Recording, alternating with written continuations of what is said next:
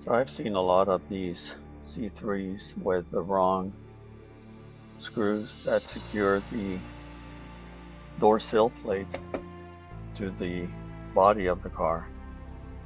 And since I'm going to remove the kick panel, this one has to come off, and I'll show you a little trick on how to reduce the diameter of the holes in the fiberglass so you can use the proper screw so everything looks kind of legit. So all you need is a Phillips screwdriver, and you can start removing the 4 screws that secure the sill plate.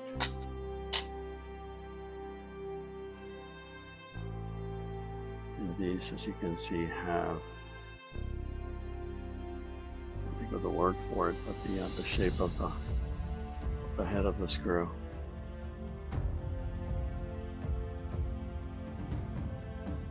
And just to show you, this is an example of the wrong screw.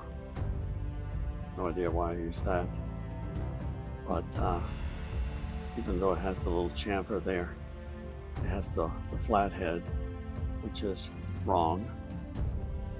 And I'm not talking just about NCRS kind of, quality stuff. I'm just mentioning this because it's kind of good to have the right fasteners.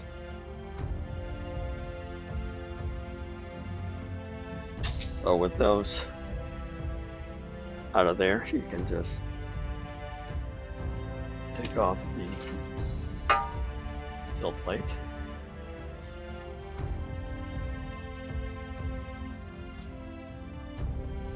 And let me bring you in so you can see a little bit of a repair I had done at some point. And this is the easy way to kind of solve that problem. And what I did is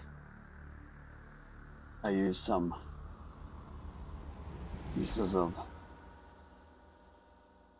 wire to give the screw something to bite into. What happens is these holes, this is all fiberglass, which is part of the body, and it gets mounted onto the frame. So these holes, because of improper fasteners, they get enlarged over time, and then the screws no longer hold the sill plate. You can see here, they're just basically totally loose, and this is like a good way to secure them. I'm going to show you an alternative method, which I think is better, but you can always use just some pieces of wire, and sometimes they fall in there when you try to remove them, but it works. But we're going to do something a little different.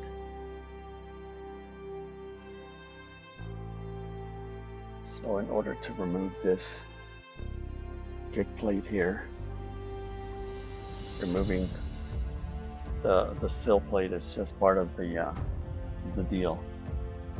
So you can see here there are a couple of screws that secure this portion of the dash panel. So right now it is pretty hard without risking breaking something here. There's a tab that goes into this panel.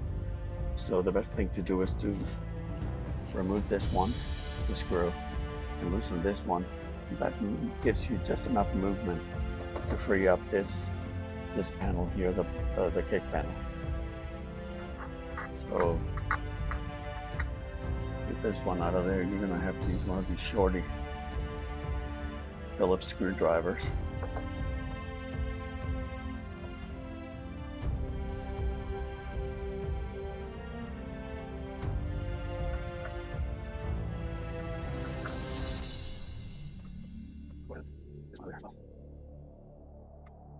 but you want enough to help you get this panel out of there. I'm going to need both hands for that. Unfortunately, I don't have a tripod short enough for this, so I'm going to try to just loosen it like that. That worked. So the kick panel is off, and the whole purpose here is to get back here and check the condition of my birdcage.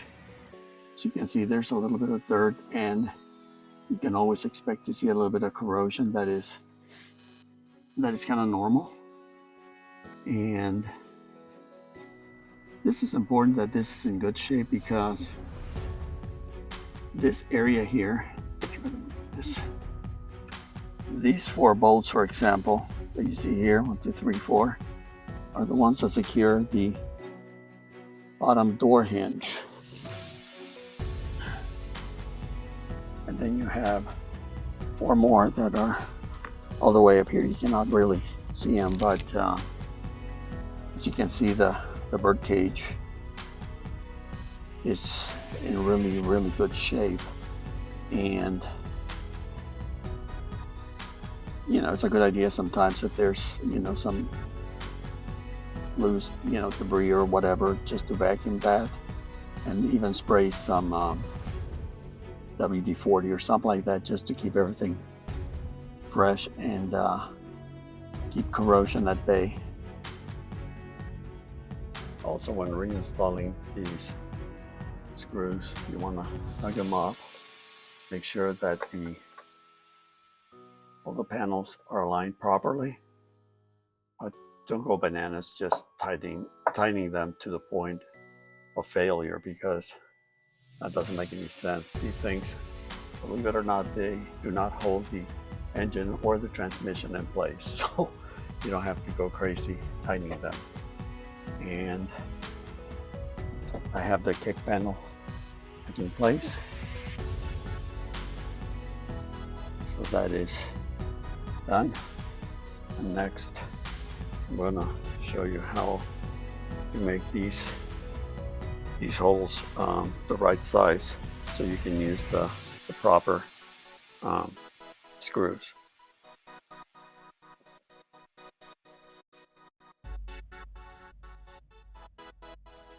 So here's what you need. I used the cable ties. These come, of course, different sizes. This is a pretty short cable tie, but the size I think is going to be enough to allow me a little bit of a spacer, if you would, that will make that screw hole tight enough for the right screw to fit in there and do its job. Now the trick is just to bend the tip a little bit, so you end up with this L shape, and then we're going to use some crazy glue to secure it, just to keep it in place. I mean, it doesn't have to be, you know, nothing too crazy or permanent. This is there is always the likelihood that these are going to fail once you remove the sill plate, but you can always install new ones in there, and that should hold them in place. And again, this is just fiberglass here, so we'll use a little bit of crazy glue. You can use hot glue if that's what you have available, and that again will give the screws enough bite to really secure the sill plate in place. So what I'm going to do next is hold it in place, and I'm going to give it a shot of Activator just to make this thing stay here. Okay, so that's it. I'm just holding the phone with one of my hands, and I only have two. So anyway, I just sprayed some of the Activator, and as you can see, this is already, you know, securely in place. And what I'll do next, I'll just take my utility blade here and cut it, and that can stay under there. I mean, you won't see any of this once the sill plate is back in place.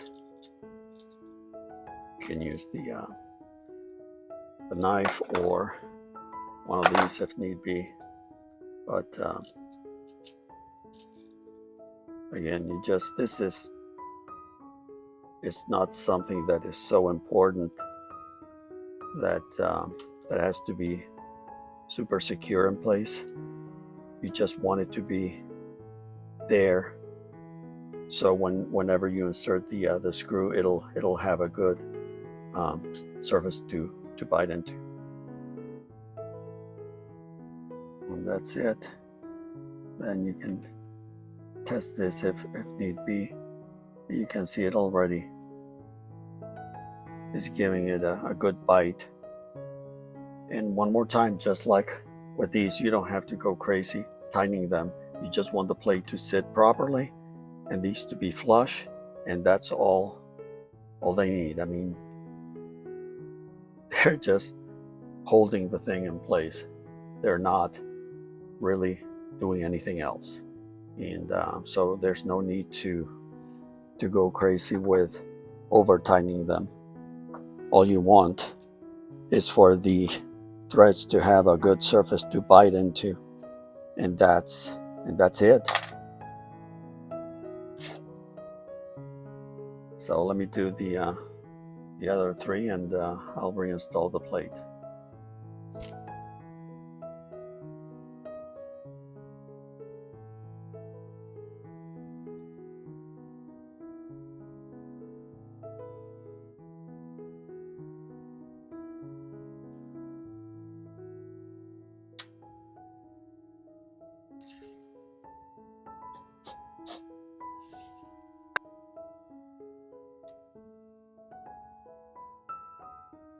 That's all it takes. Okay, so I have all my little, what do you call these things? Spacers. Whatever you want to call them is fine. And they're all secure in place. And again, that's all you need, really. That is all that's needed. So you can get the So you can get the screws started and tightened. And after that, well, the job is done. So next, we're gonna get the sill plate positioned in here. Again, that goes over the kick panel. And just make sure that the holes are aligned. In this case, they are. And see about the hardware. Again, I have this long screw. Maybe I didn't have the right one or enough of the right ones to use. So let me see what I have. Okay, so these are the screws. You need 4 of these. And as I was mentioning before, the right ones have this oval shape, oval head, unlike this one here, which is totally flat, even though it has the chamfer. So let me see what I have, if I have any new ones of those. Let me check this box here.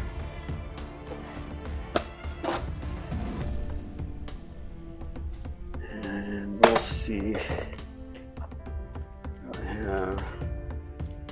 That's why I like sometimes buying, if the price is right,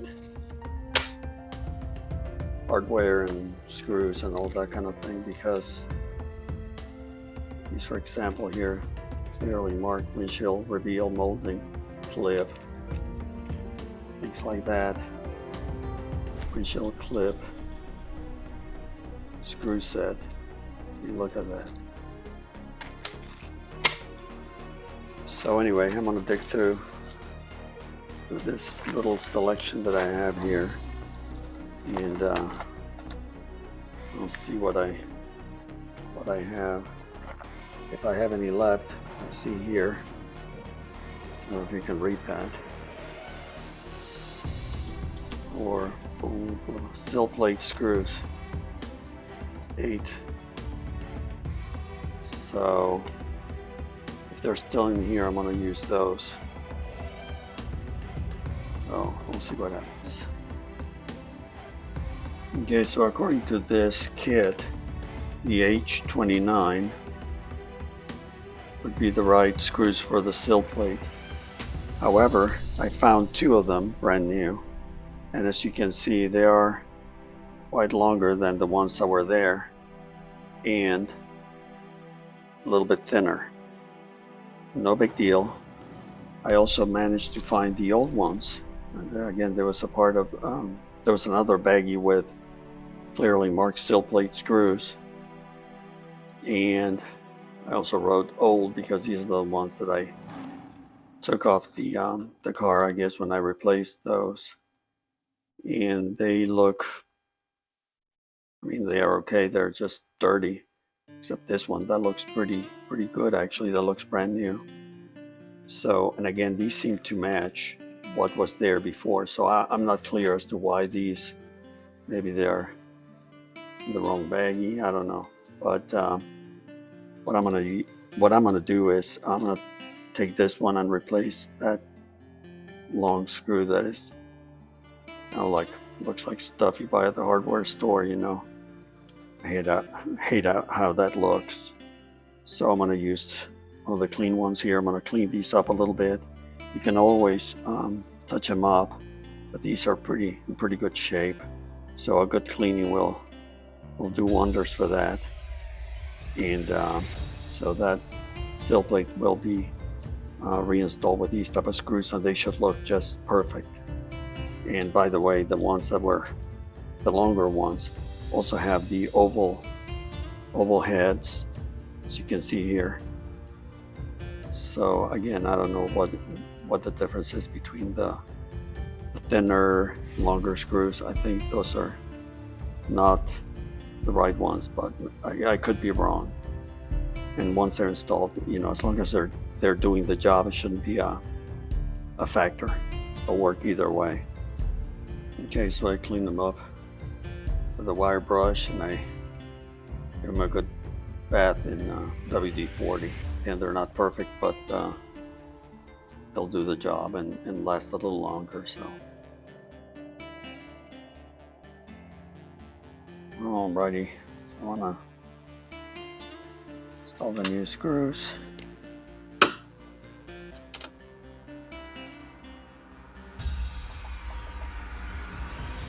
Oh yeah, that is a good bite there.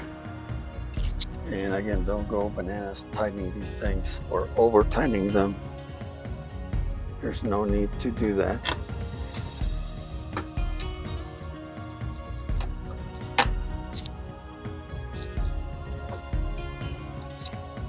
All you want to do is secure the sill plate.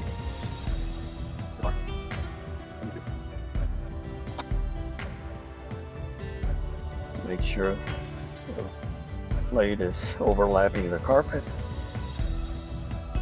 and you're good. Beautiful. So that is that. I hope you found the video helpful. If you need to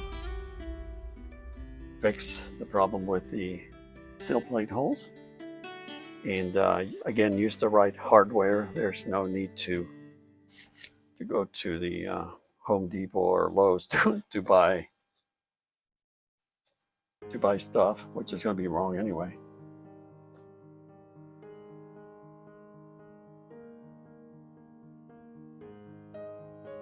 This is what you want. Something that's almost flush, has a little bit of a dome to it, and that's that. Alrighty. Thank you for watching. See you next time. Take care.